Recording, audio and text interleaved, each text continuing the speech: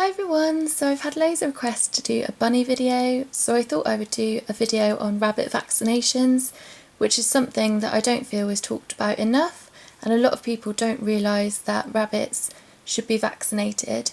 So I'm just going to talk about myxomatosis and VHD, what they are and why to vaccinate against them. But please bear in mind that this completely depends on where you live in the world. Some places like the USA, vaccinations aren't yet available, and some places like Australia, vaccinations aren't currently allowed.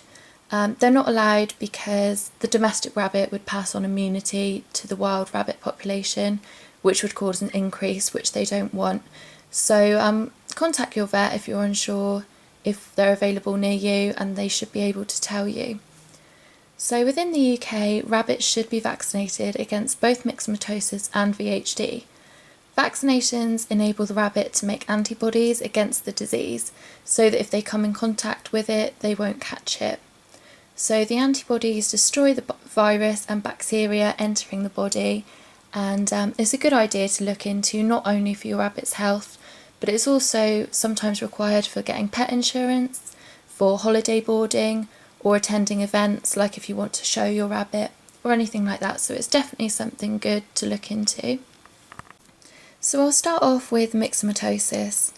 It's a potentially lethal disease that affects rabbits. It originates from Australia, where it was released to try and reduce the wild rabbit population quite successfully. From there it was transferred to France, and then it spread to the UK. So it's quite common among the wild rabbit population in the UK. Over 90% of wild rabbits contracting myxomatosis die from the disease. Recovery is more likely in pet rabbits if they're given really intensive veterinary treatment. However, it's very, very serious and it can be fatal, so it's definitely worth trying to prevent it as best you can by vaccinating. So it's a disease that is spread by direct contact between rabbits and also by biting insects such as mosquitoes, ticks, mice, lice and fleas. So this means that even if your rabbit doesn't come into contact with other rabbits, it's still important to vaccinate. Insect carriers mean the disease can be transmitted over distances, and even indoor bunnies are at risk.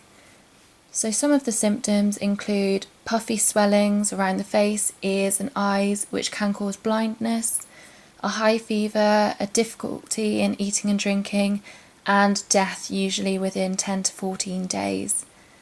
In unvaccinated rabbits, recovery is very rare, and usually the rabbit will be euthanized, whereas vaccinated rabbits can catch milder forms, but they mostly recover. So next I'm going to talk about VHD, which is sometimes referred to as HVD or RCD. It will have different names depending on where you live. This again was released in Australia to kill wild rabbits with, again, great success. It's a deadly disease that any rabbit over the age of 6 weeks can catch, and it's almost always fatal. It's again very prevalent within the wild rabbit population in Britain, and it causes a high fever, internal bleeding and liver disease. It's spread through direct contact, or it can be carried on clothing, shoes, stuff like that. So you could go out for a walk and you could carry it back home to your bunny on your shoes. There's currently no known effective treatment, so vaccination is absolutely essential in trying to prevent this. So something I hear all the time when I'm talking to rabbit owners about vaccination is, but I keep their cage really clean. And as much as it's good to keep a rabbit's environment clean, they're very clean animals, they like being in a clean space, this doesn't prevent the spread of these diseases. Myxomatosis is spread by fleas, mites and biting flies like mosquitoes. There's no way to completely prevent your rabbits coming in contact with these, even if they live inside. Flies will get in through the windows, there's no way to completely prevent it. VHD is similar in the way that it's almost impossible to cure and can cause immense suffering, and in my opinion it's just so much better to be safe than sorry. The way I look at it is, part of being a responsible owner is ensuring their safety to the best of your ability, and I personally will always choose to reduce the risk as much as I can of any of my pets becoming ill, especially with such horrendous diseases. So if I've persuaded you and you would like to know more about how to vaccinate, I'll give you a little bit of information now, but the best thing is to go to your local vet and see what they recommend. So the vaccinations can be given individually, but not at the same time, or you can get a combined vaccine. So if you do them separately, the Myxomatosis boosters are needed every 6 months, and the Myxi vaccinations can be given to your rabbit from 6 weeks old. VHD vaccinations from 8 weeks old. So what I choose to go for is the combined vaccine, which offers annual protection against both diseases, and this can be given to your rabbit from 5 weeks of age. So contact your local rabbit savvy vet to discuss the most suitable vaccination course for you and your buns. I choose, like I said, to vaccinate my girls annually with a combined vaccine. Cost does vary depending on where you live and your vet prices. It is expensive. My vet charges just over £50 per vaccine, but it's a small price to pay for the prevention of such horrendous diseases. So I do pay over £100 a year on vaccinations for my girls, but rabbits can live up to 10 years and, I don't want them to catch it. So for me, it's a small price to pay. There are other things you can do to help prevent the risk of infection, but like I said, there's no way to completely prevent it. So there are some other things you can do to try and prevent the risk further. You can deter flies and mosquitoes, for example using insect-proof screens on your windows, and if you have any cats or dogs, you can make sure that they're treated for fleas as advised by your vet.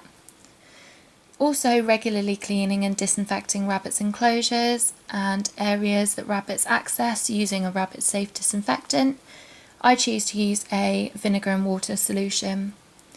Also changing bedding and litter regularly, and never using any bedding from rabbits that may be infected, and also preventing contact with wild or affected domestic rabbits or access to areas where they've been, just to make sure that it doesn't pass on to your bunny. So that's about it with what I was going to talk about today. If you would like any information further, you can contact your local vet. I'm sure they'll be able to help you, and in my opinion it's a really good thing to do if it's something that's offered in your country. Cost will vary depending on where you live and your vet prices. My vet charges just over £50 per vaccine, so it's over £100 to vaccinate both rabbits, but it is only once a year, and to be honest it's a small price to pay for the prevention of such horrendous diseases. So I hope this gave you a little bit more information about the diseases that rabbits can get and why vaccinations are important and what vaccinations are available, how often, how much, things like that. So I really hope this helped you, because I get questions about this all the time. So let me know if you have any questions. I'll try and get back to them as soon as I can. And thank you so much for watching. Bye!